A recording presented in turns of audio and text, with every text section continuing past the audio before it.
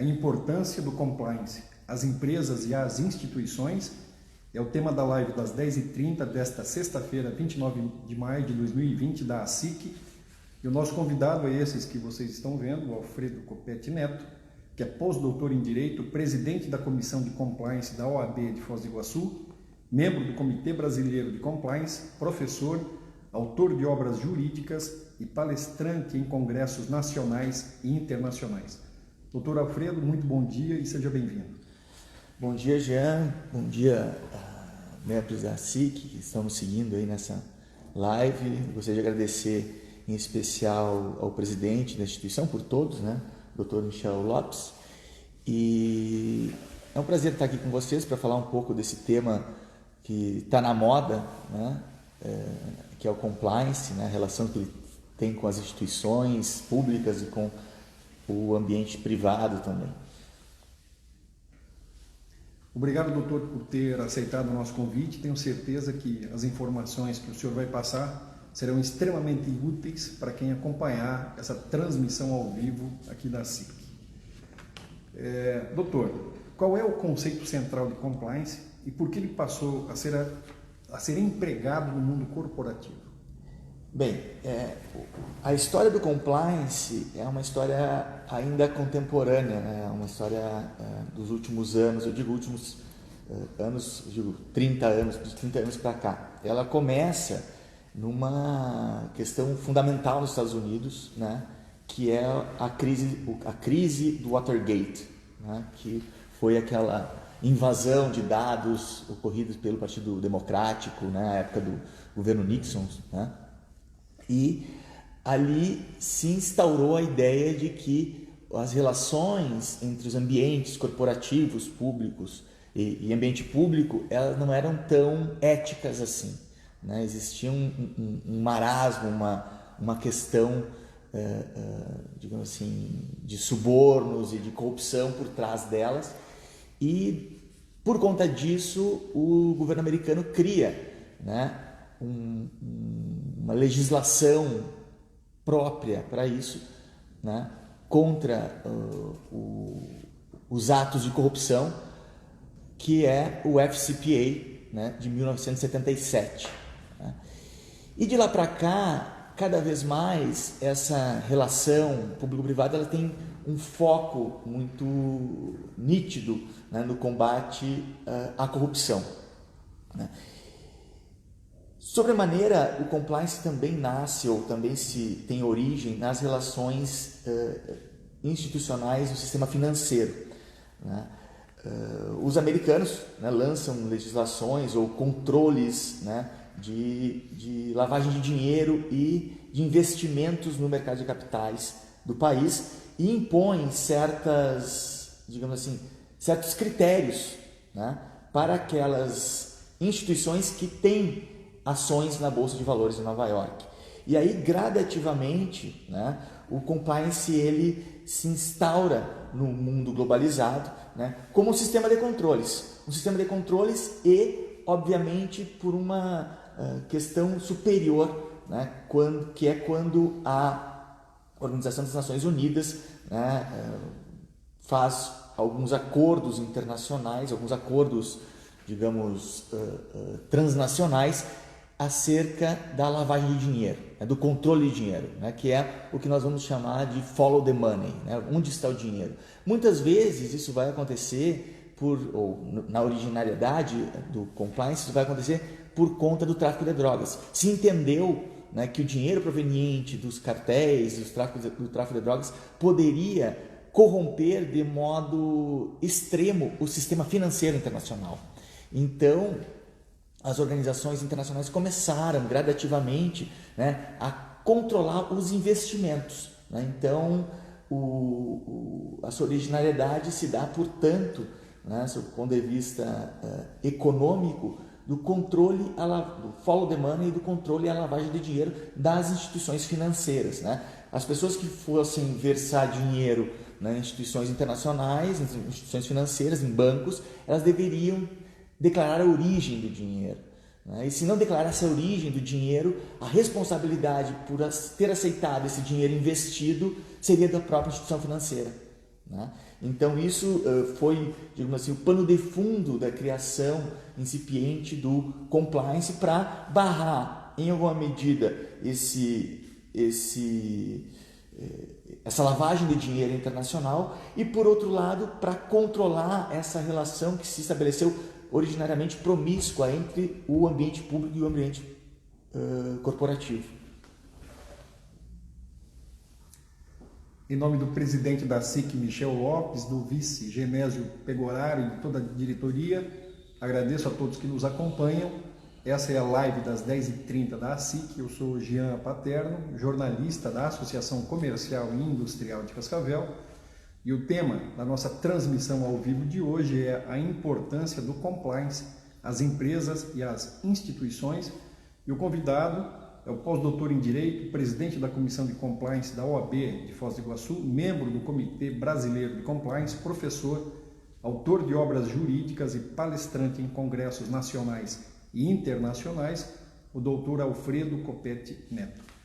Doutor Alfredo, e no Brasil, esse método está em aplicação há quanto tempo e que ajustes ele precisa para ser uma realidade ainda mais eficiente nas empresas? Você sabe que no Brasil nós temos algumas questões fundamentais importantes a serem ditas, né?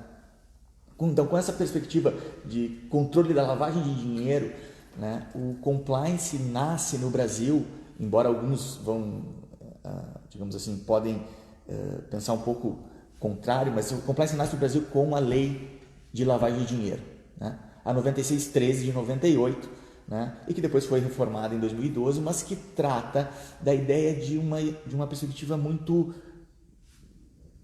específica, que é o seguinte, que é a responsabilidade das instituições em receberem dinheiro que não seja declarado, que não tenha origem, né? Então veja só, a lei vai dizer que incorre no crime de lavagem, que o crime de lavagem é ocultar ou dissimular certa quantia em dinheiro ou bem, né?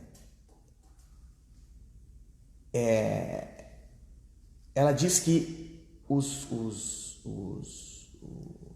agentes que receberem dinheiro não declarado, eles são não responsáveis por omitirem essa informação, mas eles são responsáveis pela própria lavagem de dinheiro. Então vamos dizer, tem certas atividades econômicas declaradas na lei, né, como por exemplo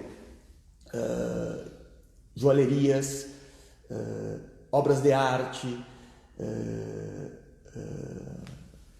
mercado imobiliário, mercado financeiro, que eles têm o dever de informação. Que dever de informação é esse? O COAF, hoje o órgão que controla a inteligência das informações econômicas, ele em alguma medida impõe que a partir da lei, que essas instituições, quando estiverem diante de certo ato que possa ser proveniente de lavagem de dinheiro não declarado, né, eles têm o dever de informar o COAF. Se eles não informarem o COAF, eles podem incorrer no próprio crime de lavagem.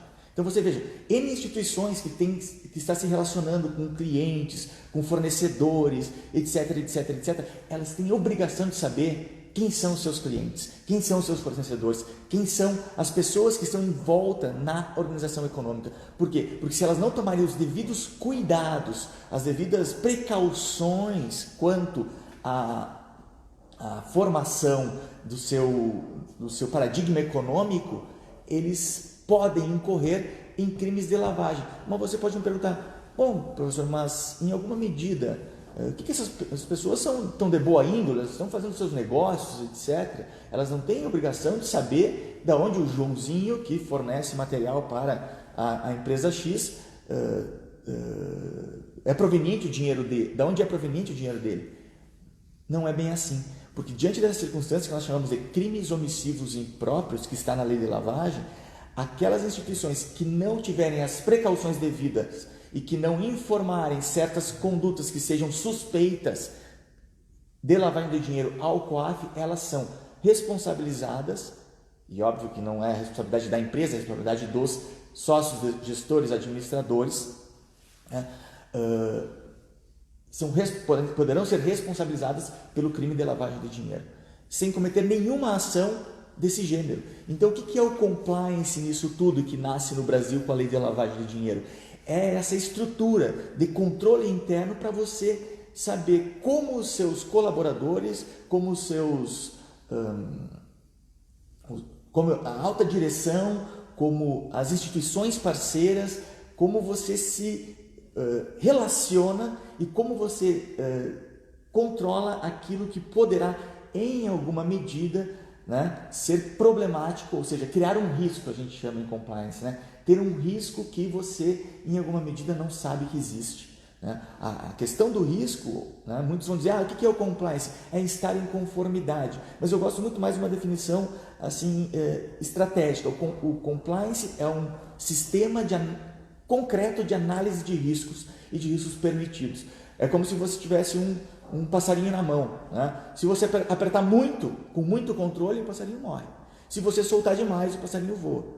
Correto? Então, compliance é aquele modo de segurar o passarinho em que ele permaneça vivo, que é a circunstância econômica da instituição, mas que ela não incorra em riscos incalculados, indevidos e que podem gerar responsabilização sobremodo criminal. Claro que depois da lei de lavagem de dinheiro e com esse ímpeto mundial, né, de combate à corrupção, com alguns casos emblemáticos, por exemplo, o caso da Enron, o caso da Parmalat, né, o Brasil adotou, a partir de normativas internacionais, uma legislação específica, que é a Lei Anticorrupção, a Lei 12.846 de 2013, e que tem um decreto que a regulamenta, que é o decreto 8420. Essa legislação, diferente da Lei de Lavagem de Dinheiro, ela trabalha paralela à Lei de Lavagem de Dinheiro, é uma lei civil que gera, aí sim, não responsabilidade para os sócios, gestores, administradores, mas uma responsabilidade objetiva para as próprias instituições. Então, quer dizer, se as instituições, na relação público-privada, as instituições privadas, elas fraudarem ou ensejarem qualquer ato corrupto, por exemplo, em contratos de licitação, elas serão, independentemente da culpa, independentemente do dolo, elas serão responsabilizadas. E a responsabilidade dessas empresas incorre em multa, seja em multa administrativa, seja em multa civil, ela em torno de 1 a 20% do faturamento bruto dessas empresas. Então, é um impacto muito grande nas estruturas corporativas para que elas não tenham o devido cuidado. E onde é que entra o compliance? Entra nessa antecipação de certos riscos, de responsabilidades que muitas vezes, ou talvez, as empresas, as instituições nem tenham na sua prática cotidiana, na sua cultura, nem tenham se dado conta que incorrem em equívocos judiciais, equívocos jurídicos, mas que muitas vezes pode causar responsabilização, que é, por exemplo, aquele mimo que o gerente da empresa leva ao funcionário público, né, para agradecer uma certa preferência em contrato. Parecia, e nós tínhamos uma cultura, né, no país, isso é muito comum, né? Não é nada demais, é só um agradecimento, mas isso, sem sombra de dúvidas, é um ato de suborno e de corrupção. E esses atos estão muito bem delimitados na legislação, nessa nova legislação, como a legislação de 2013, mas que, sem sombra de dúvidas, né, depois dessa instauração até das ações penais aí da 470, da Lava Jato, etc., isso muda a perspectiva cultural da relação público-privada e das instituições. E o compliance, onde entra nessa forma de gerenciamento, essa forma de antecipação desses riscos e dessas condutas que eram culturalmente permitidas, mas que hoje geram responsabilidades civis e criminal. Muito obrigado a todos que nos acompanham. Só dar uma informação aqui, que esse conteúdo ele vai ser disponibilizado mais tarde no Stories, do ASIC Cascavel, no Instagram, e à noite ele sobe sobe para o canal do YouTube da SIC, a SIC Cascavel, e lá ele ficará permanentemente para consulta, tá bom? E a todos que nos acompanham também, se tiverem alguma dúvida, alguma pergunta sobre esse assunto que o Dr. Alfredo apresenta aqui, por favor, faça que eu vou repassar a ele. Doutor, o Brasil é um país com características muito peculiares, né? Diferente de tudo que existe no mundo. Em função disso, quais são os principais desafios para fazer com que o compliance realmente seja aplicado de forma eficiente aqui no país? Excelente pergunta. A questão não é fácil de ser respondida, né? Face às idiosincrasias das determinadas situações econômicas e regionais, né? Culturais. Mas a primeira questão é, sem sombra de dúvidas, é uma questão cultural. O compliance é uma questão cultural. Tá? E como tudo, todas as mudanças culturais, elas são provocadas por fatos sociais. Né? Então veja só, vou fazer uma analogia. Quando, há 3 meses atrás, você pensaria que não cumprimentar alguém na rua era sinônimo de educação? Né? Quando que você pensaria, nós nos encontramos agora aqui na sala da SIC, que nós nos veríamos de máscara num ambiente fechado e você, antes de começar a live, você perguntou, olha, você não se importa de nós tirarmos as máscaras, né, para fazermos a live? Eu não, lógico que não. Quando isso aconteceria? Né? Então o compliance, do mesmo modo, é uma mudança cultural das relações existentes entre as instituições em si, entre elas, instituições privadas, entre as instituições públicas, as relações que se estabelecem entre os funcionários públicos e os entes privados, e como isso deve pautar a compreensão do que é lícito e ilícito, do que é adequado ou não. Por quê? Porque muitas vezes, você olha só como era, né, antigamente, muitas vezes, e foi a doutrina permanente sobre corrupção mundial até, assim, início dos anos 2000, que era a ideia que os países desenvolvidos já estavam desenvolvidos, correto? Então eles tinham que combater a corrupção. Mas os países subdesenvolvidos, lugares subdesenvolvidos, como por exemplo o nosso país, né, os países latino-americanos, eles viam o ato corruptivo, ou seja, aquele suborno do funcionário público, aquela combinação entre um contrato licitatório, aquele mimo entre instituições, aquilo era proveitoso, aquilo era, se chamou isso de teoria da graxa, dava uma engraxadinha nas relações, né, para as relações funcionarem de melhor forma, para aquelas obras públicas serem terminadas de modo mais rápido, para que o desenvolvimento ocorresse. Então a corrupção, veja só, era vista como um mecanismo apto a promover o meio ambiente, o desenvolvimento. Né?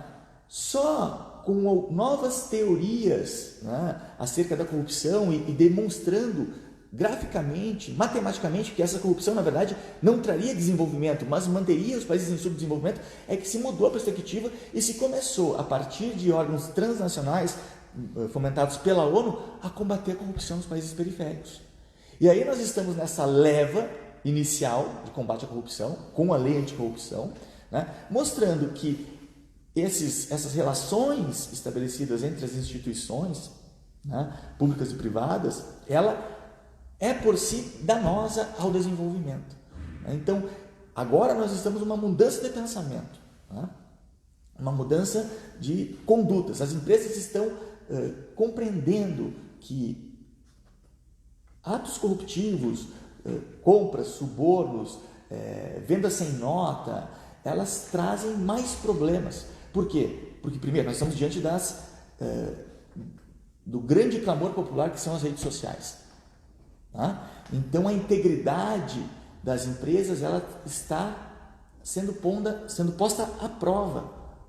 Tá? Por quê? Porque qualquer conduta que seja mal interpretada, qualquer ação judicial que ocorra dentro de uma instituição, aquilo gera uma perda de capital incomensurável. Então essas empresas elas estão se protegendo né, protegendo a sua direção, protegendo a sua administração, né, a partir de critérios que sejam de confiabilidade institucional, a partir de critérios que estejam em conformidade com as legislações.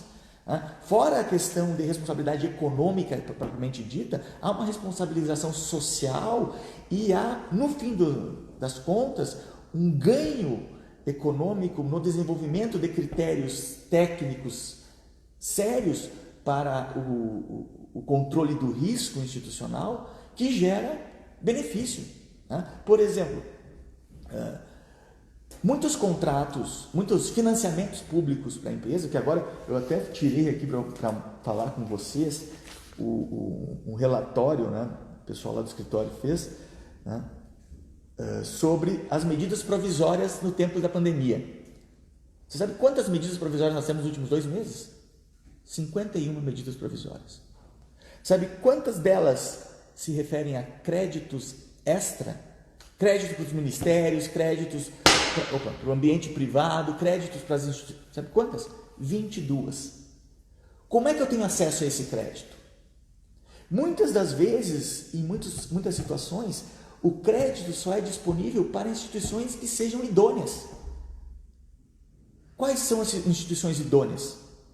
As instituições, por exemplo, que cumprem certas estruturas normativas capazes de mostrar a sua integridade.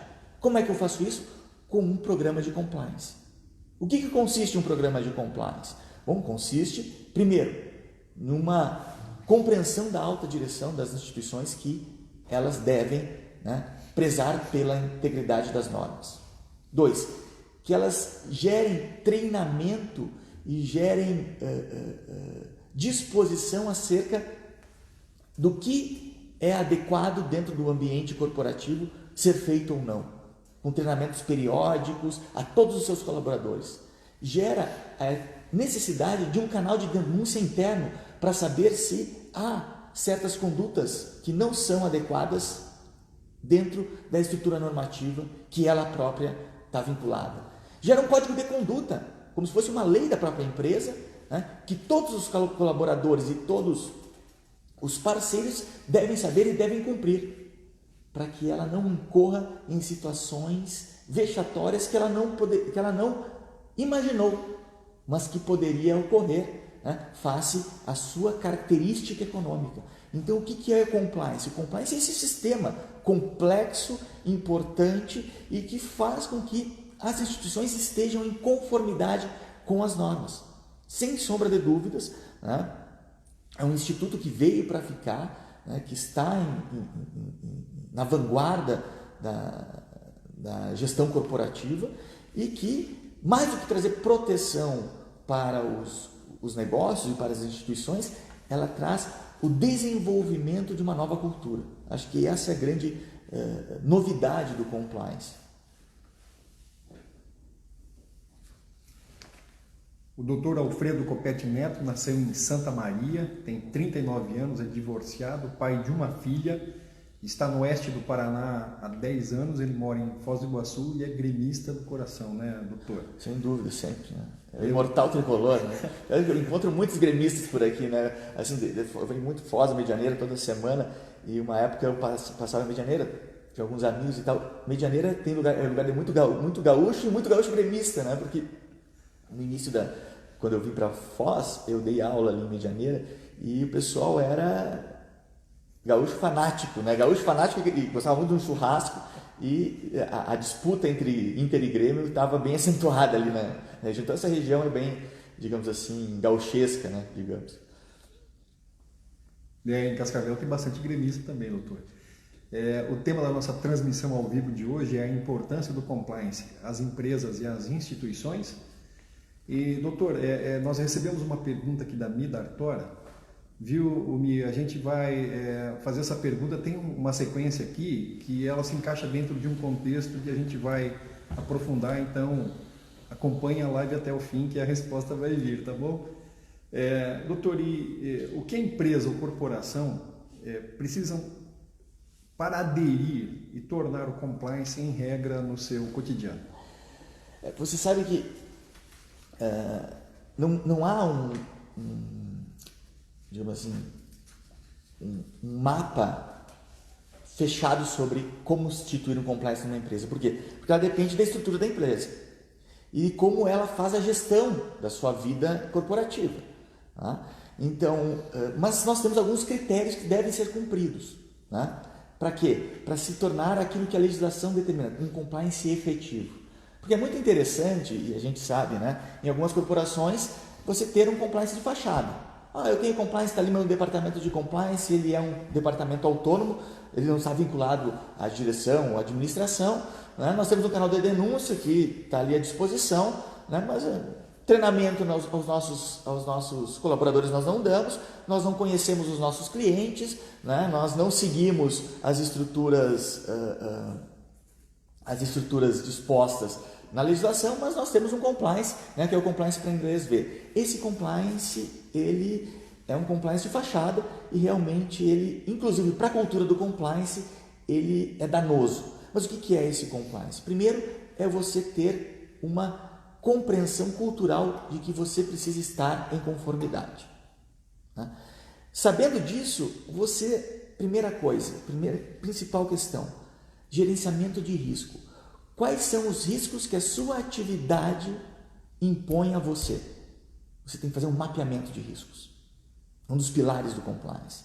Então, por exemplo, se uma empresa nos contrata para fazer o seu compliance, para ver se a aptidão da sua empresa, a primeira coisa é conversar com todo mundo. Desde a alta direção, né, do gestor, até o gerente e o funcionário que trata de questões muito procedimentais. Muitas vezes a gente faz um gerenciamento de risco e o risco é X. Elencamos 10 riscos aqui. Aí nós falamos com o vendedor. O vendedor traz mais 30.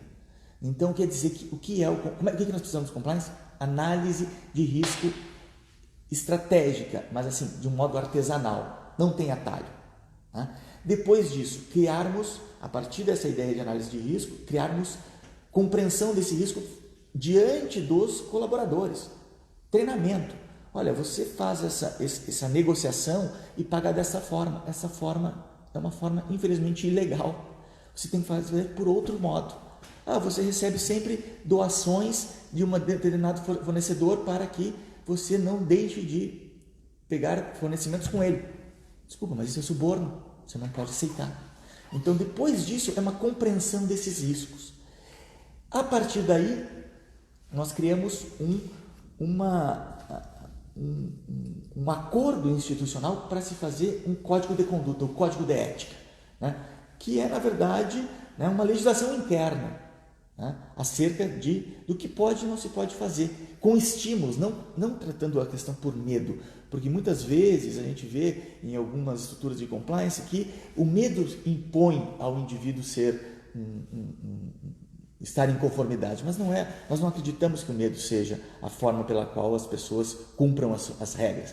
É um sistema muito mais interessante, que é um sistema comportamental de incentivos. Quais incentivos eu tenho em viver, em trabalhar e em me desenvolver num ambiente íntegro? Tá? Então essa é a grande questão. Depois, obviamente, canal de denúncias, ouvidoria e atitude direta da alta direção em estar em conformidade, em sanar os problemas. Reconhecer problemas, reconhecer situações de risco e tentar saná-las. Tá? E, por fim, um acompanhamento, né, periódico do que vem a reboque das situações dinâmicas da economia, do direito e da sociedade. Porque, veja só, como eu falei para vocês, nós temos 50 MPs agora.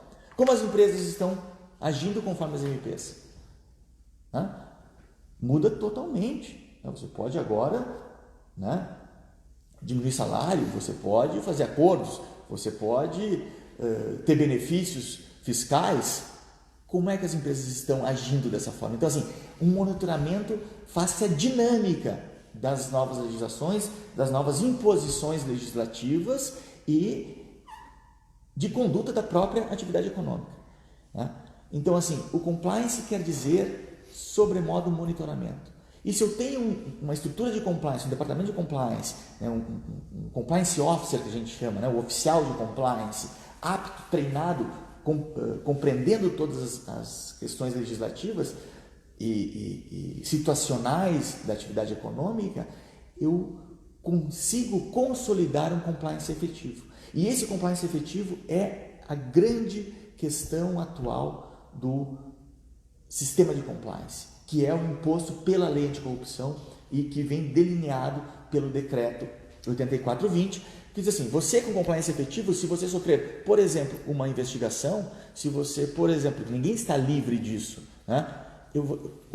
A instituição vai dizer: eu tenho um sistema de compliance, está aqui ele, eu dei treinamento, eu dei monitoramento, eu estou compreendendo, eu estou ciente de todas as atividades, eu tenho um código de conduta que todos estão cientes, né? Então eu demonstro que essa responsabilidade que querem me impor por uma determinada conduta, eu não posso assumi-la, porque eu tomei todos os cuidados devidos para que não ocorresse, mas em alguma medida ocorreu, né? E isso é muito interessante, porque, veja só, sabe quando é que começou o primeiro termo compliance no Brasil, no judiciário brasileiro? Foi no mensalão. No mensalão, houve aquela compactuação do Banco Rural, né? Como eu disse, instituições financeiras, elas têm os compliances obrigatórios, né, da lei de lavagem de dinheiro, depois as normativas do Banco Central. E lá um dos ministros, não me lembro se foi o ministro Lewandowski, que disse assim: mas aqui diz que a instituição tem compliance, o que deveria ser esse compliance? Aí vem um outro ministro: o compliance é cumprir as normas. Bom, mas como assim cumprir as normas se nós estamos numa situação de descumprimento de normas? Existia um departamento que mandava cumprir normas, o banco, né? E eles se envolveram em um sistema de corrupção. Aí os dois rapazes que eram os compliance officers do banco diziam assim: olha, foram condenados por corrupção. Por quê? Porque eles informaram a alta direção que estava havendo corrupção. Qual é o dever do departamento de compliance? Não é resolver o problema da corrupção, é estar ciente dele e pôr adiante, diante da alta direção, diante da administração, né, a situação. Se a situação não for resolvida, quer dizer o quê? Que o compliance é inefetivo ou efetivo? O compliance não resolve o problema da corrupção, mas ele detecta o risco e ele coloca diante das circunstâncias a quem deve decidir.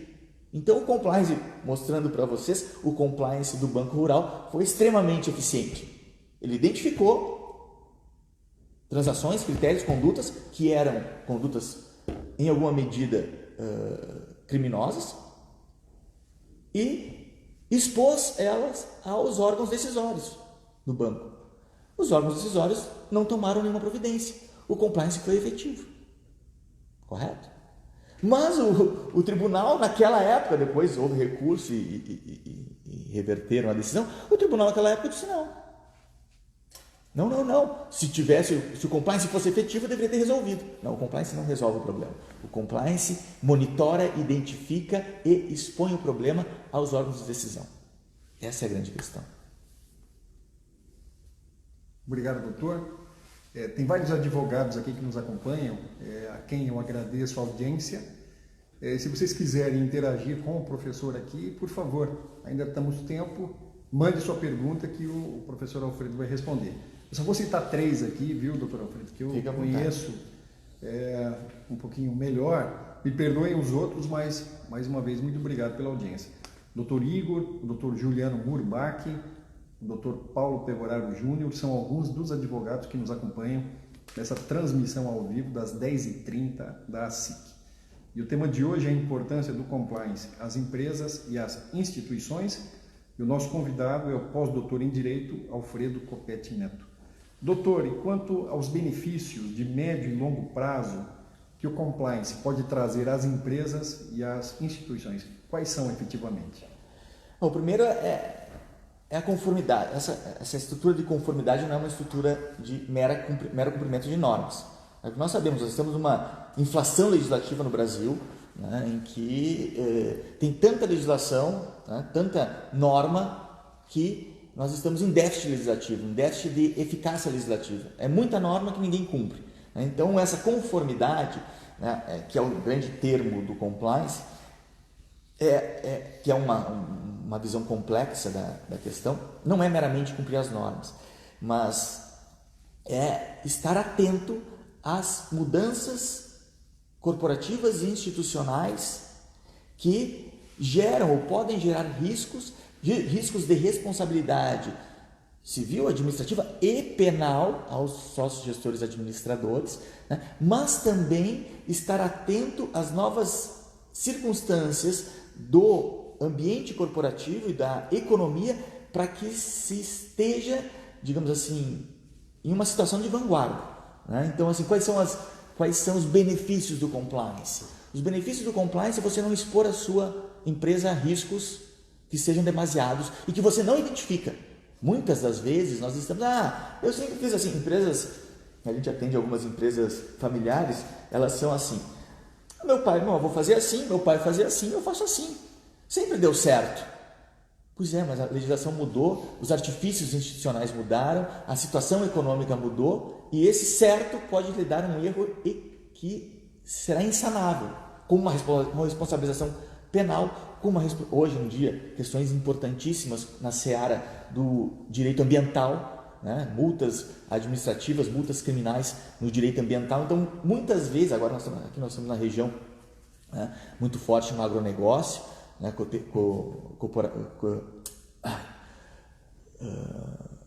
cooperativas, né? Então, muitas vezes, essas circunstâncias que passam de geração em geração, sem o devido cuidado da transformação atual, né, elas podem impor a certos riscos às instituições, né, às empresas, e que elas não estão adequadas, não estão atentas, mas que no fim das contas, né, pode gerar certas responsabilizações, né? E mais do que tudo, né, a integridade institucional, né, num ambiente de alta competitividade que é o mundo atual, com um mercado aberto no âmbito internacional, mas tem um mercado aberto no âmbito do e-commerce, né, no mercado das redes de internet, né, é muito importante que as empresas estejam atentas, né, estejam aptas a lidar com as novidades, com certas novidades. Por exemplo, a pandemia, né? Quais empresas que avaliaram concretamente os riscos provenientes da situação pandêmica? Bom, a última pandemia que nós tivemos acho que faz 100 anos. Como é que foi? É algo que é uma catástrofe. E como é que nós lidamos com catástrofe? É avaliando o risco, né? Então as coisas mudaram, nós temos uma nova realidade, né? Essa nova realidade, ela deve ser lida por meio de uma análise de risco, né?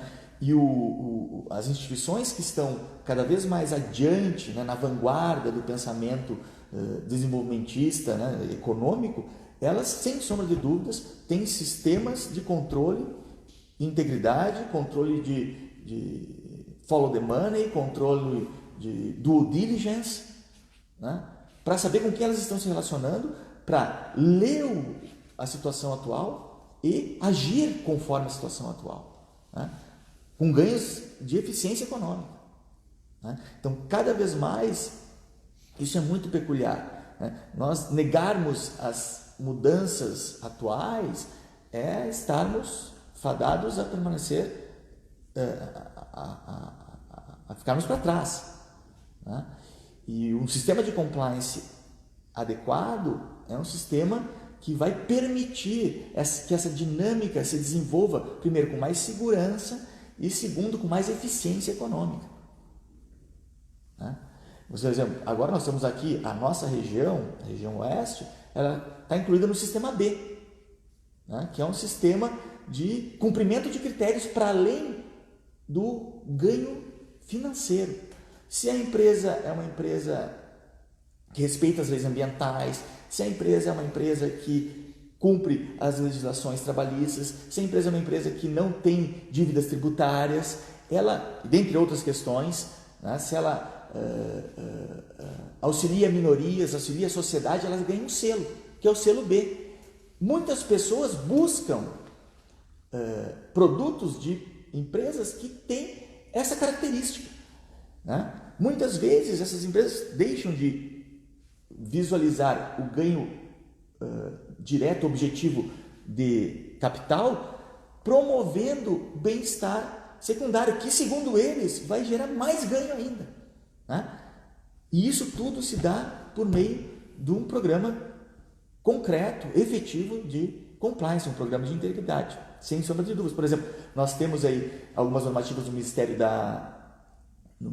da Agricultura que promove o selo Mais Integridade para o agronegócio, né? Como é que eu recebo o selo Mais Integridade? Que me dá uma série de benefícios fiscais, de financiamento, etc. Um dos critérios, ter um compliance efetivo. Então, assim, o compliance é um instituto, né, que promove uma cultura e que veio para ficar. E os benefícios trazem dinamicamente cada vez mais atualização institucional, né? Você está sempre diante do que está acontecendo, né? Você não fica para trás se você cumpre um programa de integridade correto, concreto, né? Então, acho que é uma das grandes questões do panorama, né, atual. Eu quero fazer um convite para quem nos acompanha para 2 lives no início da semana que vem, sempre às 10h30, né? Aqui no Stories, a SIC Cascavel. Então, na segunda-feira, nós teremos o empresário Eloy Jensen, que vai falar para a gente sobre o que a pandemia ensina sobre solidariedade. E na terça-feira, a professora doutora em Economia pela USP, Maria da Piedade Araújo, exportações e o alerta de desglobalização.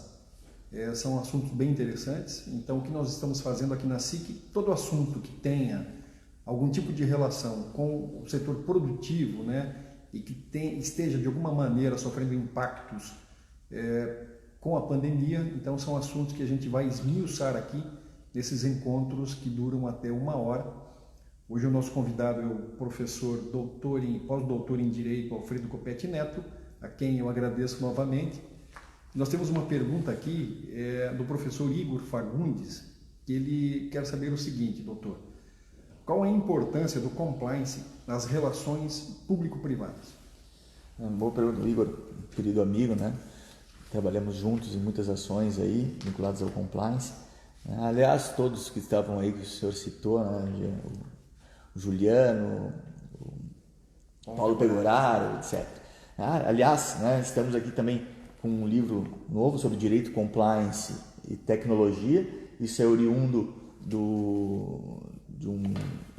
uma organização conjunta minha, da professora Aldaci Coutinho e do professor Alexandre Barbosa, né, que agora, semana passada, aprovamos o primeiro mestrado da região oeste do Paraná em Direito, né, um mestrado que tem uma linha de pesquisa em compliance e instituições, né, então outra linha em relações de direito e tecnologia, mas a questão do compliance é muito atual e agora nós temos um dos primeiros programas do Brasil que trata do tema, né?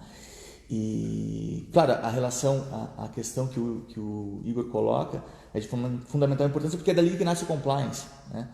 A importância da relação público-privada, o compliance para a relação público-privada é de fundamental importância, porque ela mostra uma nova capa de sentido, uma nova conduta de como as empresas vão se comportar diante do poder público. E mais, e como o poder público deve agir em circunstâncias as quais ele antigamente fazia vista grossa, né? Hoje nós temos um controle social sobre a atividade pública, né? Mais do que um controle que é proveniente da lei, né? dos órgãos de controle, por exemplo, CGU, controladorias de modo geral, Ministério Público, né? Hoje a sociedade está muito atenta, né?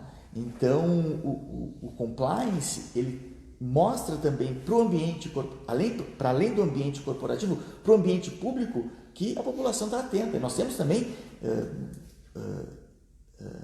extremas questões vinculadas ao compliance público, né? A própria lei das empresas públicas estabelece programas de integridade para a administração direta e indireta, né? Por exemplo, um dos compliances mais interessantes de se estudar hoje é da Petrobras. Quer dizer que não tinha compliance à época, né, da Lava Jato? Não, tinha. Mas hoje em dia as técnicas aperfeiçoadas, né, do combate à corrupção são de fundamental importância. Tudo é controlado dentro do ambiente público, né? Em Foz do Iguaçu agora foi aprovada uma lei de compliance, né, uma lei de compliance pública, né, que fala das características, né, dessa gestão pública, como se dá a gestão pública e essa relação estabelecida entre o público e o privado, né? Então, acho que Cascavel também está no mesmo caminho para se falar numa aprovação de uma lei anticorrupção, ou melhor ainda, que talvez seja mais interessante, uma regulamentação da própria lei federal, né, aplicada ao município, né, que traz consolida, digamos, né, uma característica de integridade, né, nos contratos públicos, por exemplo, né, e aquelas empresas que sofreram, né, certas situações de investigação e que tinham contratos públicos que foram suspensos, né, elas criando programas de compliance, né, elas poderão voltar a resgatar aqueles contratos, terminar, por exemplo, obras públicas, né, sob controle, obviamente, ou sobre a visibilidade dos órgãos públicos, né, do Judiciário, do Ministério Público, mas também com programas de integridades que podem trazer, digamos assim, uma sobrevida à própria instituição privada. E mais, também traz uma perspectiva de arrecadação pública, né? Se as empresas, em alguma medida, houve corrupção, elas se corromperam, né, a própria a Controladoria Geral do município pode fazer acordos de leniência para resgatar aquele dinheiro que foi objeto de corrupção. E isso tudo gera um sistema de ganha-ganha, né? O ambiente privado, ele continua, reconhece seus erros, paga suas dívidas e continua atuando, com agora controle interno, e o ambiente público cumpre suas promessas à população, né? Resgatando o dinheiro público que teria sido desviado, mas que face o acordo de leniência, ele está, digamos, voltando aos cofres públicos. Isso é de fundamental importância, né? De fundamental importância. E claro, também no setor privado nós vemos que está sofrendo uma série de percalços face à pandemia, né? O compliance é um instituto capaz de promover, ou de, melhor dizendo, de melhor conduzir a recuperação judicial. Sabemos que muitas empresas, né, face a essa situação, estão, né, entrando com esses pedidos de recuperação. Ter um sistema de compliance faz com que o retorno da empresa à sua atividade normal seja muito mais rápido, com muito mais segurança, com muito menos risco. Então, até as circunstâncias, né, de crise econômica, o compliance pode trazer benefícios. Quem nos acompanha nesse encontro de hoje, da live das 10h30 da SIC, é o pós-doutor professor Alfredo Copete Neto. E tem uma pergunta aqui do Paulo Pegoraro Júnior, doutor, que segue bem nessa linha que o senhor está apresentando agora.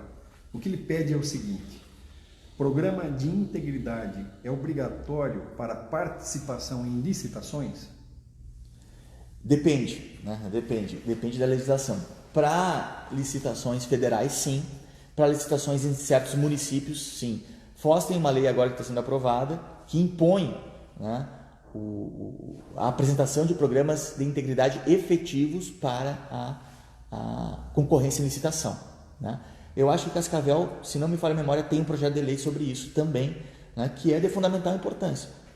Claro, nós temos que também ter parcimônia nessa questão, não pode ser qualquer licitação, né? São licitações com valores, né, adequados, com cifras que sejam robustas, né, para que se faça o devido controle. Eu não posso pedir para uma pequena empresa, uma microempresa que presta um serviço X, que tenha um sistema de compliance, né, porque daí também inviabiliza toda a atividade econômica. Mas certas obras públicas, né, que são de interesse das corporações, essas corporações têm o dever, me parece agora, mais do que legislativamente, culturalmente, elas têm que ter o dever da integridade, têm que mostrar como elas agem perante a sociedade, elas têm que mostrar que são íntegras, elas têm que mostrar que todos estão de acordo com as legislações.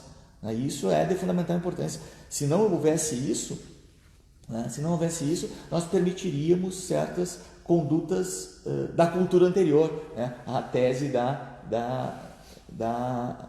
teoria da graxa, dá uma engraxadinha aqui que nós terminamos mais rápido, fazemos um bem bolado aqui e tudo dá certo. Mas agora não. Agora a população, as instituições públicas, o ambiente corporativo também está exigindo essa questão de cumprimento das normas de integridade. Doutor, nós temos uma outra questão aqui que é da Mida Artora. Na verdade, viu, eu vou aproveitar e aquela que ficou lá para trás eu vou colocar agora, então serão duas questões, viu, doutor? O que ela pede é o seguinte: se tem empresa especializada nesse ramo aqui na região, e outra coisa que ela quer saber também é de que forma empresas como a Odebrecht, que foram centro das investigações da Lava Jato, podem se beneficiar do compliance. São duas questões. Bom, primeiro, a região do oeste do Paraná, como é uma região de bastante desenvolvimento econômico, ela possivelmente, mais dia menos dia, vai desenvolver a cultura do compliance. Normalmente, quem faz o compliance, no nosso modo, estou falando da minha área, que é o compliance jurídico, são os escritórios de advocacia. Tem alguns escritórios de advocacia, possivelmente na região, que façam a análise jurídica do compliance, e que depois viabilizam toda a estrutura da integridade para que as empresas ajam de modo autônomo, sempre dando a devida consultoria. Então, são escritórios de advocacia, vinculados ao compliance, que façam essa análise de risco e integridade. E qual era a segunda mesmo? Sobre a compliance para empresas como a Odebrecht. Claro, a Odebrecht. Então, veja só, é interessante, muitos me perguntam, eu vou dar 3 exemplos. Odebrecht, Vale do Rio Doce, e JBS, grandes empresas. Bom, já sabemos que não tem como a alta direção saber de tudo. Então, nós temos que ter um sistema que nos informe do que está acontecendo. Mais ou menos para isso que funciona o compliance. Mas o que acontece? A Odebrecht, ela tinha uma compactuação, depois provada nas delações, no acordo de leniência, da alta direção com o governo, correto? Então, não adiantava o sistema de compliance ser efetivo, porque a alta direção não estava vinculada ao sistema, correto? Então, pode ser o melhor sistema do mundo, com treinamento, com assessoria de inteligência artificial, com o que for. Se a alta direção não estiver de acordo com o sistema de compliance, ele não vai funcionar. Ou aliás, ele vai funcionar, mas o erro não vai ser corrigido. Ele vai informar, mas não vai dar certo. 2. A pergunta da Vale, não fizeram, mas assim sempre me fazem, tem palestras, aulas, assim, dizem assim: a Vale não tinha compliance para saber da ruptura da barragem? Porra, para que funciona o compliance da Vale, essa multinacional brasileira, que compliance é esse? A pergunta é: quem disse que o compliance não informou? Quem disse que o compliance não deu o toque de recolher para tirar todas as pessoas daquele lugar? O problema, vamos lá, e aí a questão é estruturante, são empresas multinacionais que têm dinheiro em mercado de capitais, e houve uma análise de risco. E disse, a alta direção possivelmente, estou supondo, uma hipótese, possivelmente fez uma análise de risco. Olha, a informação do compliance é que nós façamos uma nota pública, retiramos todas as pessoas do lugar e que possivelmente a barragem estoure. Há possibilidade de não estourar, engenheiro? Sei lá, uma comissão de...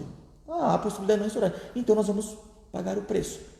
Qual é o preço? O preço é de vidas, economicamente é incomensurável, não sei, 20%, 30% caíram as ações da Vale, bloquearam tantos bilhões, mas eles acreditaram que, face à possibilidade de não romper, eles assumiram o risco da ruptura. Isso não tem nada a ver com o programa de compliance. Foi uma análise de custo-benefício. Uma análise tacanha, transgressora, né, covarde. As normativas, os nomes são vários, mas foi uma análise de custo-benefício e o compliance funcionou. Tal qual funcionou, que é o melhor, olha, um dos melhores programas que eu já li do Brasil é o da JBS. Por que não funcionou? Alta direção. E agora, né, depois do acordo que foi feito com os irmãos Joesley lá, Wesley, eles asseguraram que a JBS não se envolverá mais em programas de integridade, em problemas de corrupção.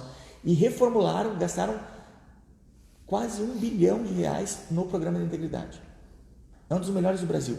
Um programa que parece que não existe, de tão perfeito não diria, mas é tão bem feito que é. Né? Claro, é passivo de erro, sem sombra de dúvidas, mas possivelmente tem uma análise de risco muito bem feita. Obrigado, doutor. Quem nos acompanha hoje é Alfredo Copete Neto, que fala sobre a importância do compliance às empresas e às instituições. Doutor, toda grande crise traz grandes lições à humanidade, né? E uma delas, que foram deixadas como herança da Segunda Grande Guerra, vem lá no Japão, que é aquele sistema de qualidade, o ISO, né, que ele promove um sistema de organização nas empresas que as tornam mais eficientes, né? O senhor entende que o compliance, diante do que a gente está vivendo, passa a ser também um diferencial fundamental às empresas e às instituições do Brasil? Não, perfeito. Essa pergunta, ela coaduna de um lado para o outro, quero dizer, ela se une. O compliance tem um ISO, para você ter uma ideia. Tem uma regra ISO para a construção de compliance, para você ver o quão é importante essas normativas não jurídicas. Tá? Então, assim, se não me engano, é o ISO 36.000, é o 19.600 e o 36.000. Um é sobre corrupção e o outro sobre compliance. Tá? Então, as normas ISO já estabeleceram como se constrói, obviamente sempre de forma muito artesanal, programas de integridade. Tá? Isso é um equívoco nosso, jurista. O jurista acha que só a regra jurídica é forte. Muito pelo contrário. As regras técnicas, as regras de organização, as regras de engenharia são extremamente relevantes, extremamente eficazes. Né? Por exemplo, nós temos na Europa o ponto DOC. Os produtos ponto DOC têm trânsito em toda a União Europeia, correto? Os produtos alimentícios. Né? Por exemplo, as próprias regras ISO. Nós aqui no Brasil temos a ABNT. A ABNT tem também normativas sobre programas de integridade. Né? Então, assim, e por óbvio, o segmento dessas normas, levar em consideração essas normas, faz com que as instituições se tornem, sem sombra de dúvidas, mais eficazes, mais preparadas, mais íntegras e mais respeitadas no ambiente, seja no ambiente corporativo, seja no ambiente social.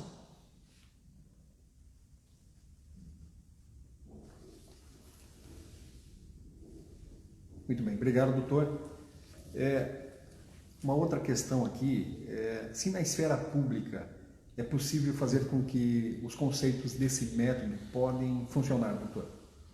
Podem, e também tem a lei das estatais, né, a lei de 16, a lei das estatais, ela traz também imposição dentro das estruturas da administração pública de programas de integridade. Né? Como os políticos vão escolher a alta direção, né? Os cargos de confiança têm que ter critérios técnicos hoje. Né? Eu orientei um trabalho na Unioeste, né, sobre eu tenho a disciplina de compliance, né, e um trabalho final de uma aluna foi sobre como o ambiente público pode se beneficiar dos programas de integridade. E nós temos já, né, entre várias instituições, programas de integridade pública, né, da administração pública, que está vinculado aí à governança pública. Doutor, nós estamos encerrando o nosso tempo. Queria agradecer a sua presença E em nome do presidente Michel Lopes e do vice, agradecê-lo novamente. E muito obrigado, doutor. Obrigado, Jair, eu que agradeço. O nosso tempo, infelizmente, se foi. Até a próxima. Obrigado.